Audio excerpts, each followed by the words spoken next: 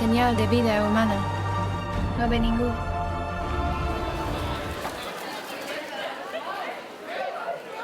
Tràgic. Molt tràgic perquè començava de por i al final no... Jo he plorat molt. Jo també. Sí, ens ha agradat molt. Tinc la pell de gallina. Va impressionar bastant. L'experiència és molt maca i a més és una cosa que generalment els nens no fan, no veuen, i els hi ha agradat molt venir, això sí, això segur. És bona experiència, jo la recomanaria. Punto que hauríem fet els últims dies, si ho haguéssim sabut. Diuen que són fenòmens naturals. Però tu ja saps el que està passant. Millor el llibre. El llibre. Per mi la peli. És una mica diferent, però m'ha agradat molt la pel·lícula també.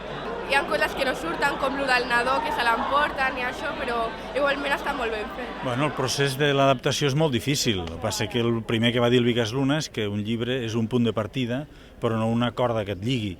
I amb això he sigut molt lliure i he intentat fer una adaptació que mantingui les sensacions de mecanoscrit, però adaptat avui en dia i lliure, incorporant-hi elements nous i elements que ajudin a potenciar el relat. Didac, és el barco. Hola!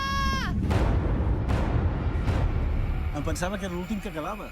I teniu un fill! Després de veure la pel·lícula, jo crec que és una mica massa comercial i massa per adolescents. Però bueno, suposo que també és veritat que si volien arribar amb aquest públic, amb la resposta que hem vist a la sala, és clar que sí que han arribat. Els que hem llegit el llibre i fa anys que esperàvem la pel·lícula, bueno, potser ens esperaven alguna mica més fosc. Jo és que sóc molt anti-targets i antigèneres. Jo crec que una cosa que agrada a una persona de 15 anys pot agradar a una de 50, per què no? I amb una de 70, per què no? I això dels targets és un terme molt comercial i molt de tècnics i teòrics que a mi no m'agrada. Jo sempre intento que les coses agradin a quanta més gent millor.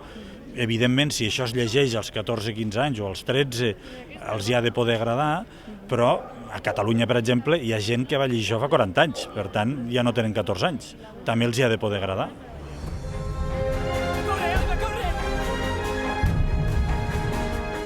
El nostre amor serà la llavor del segon origen de l'humanitat.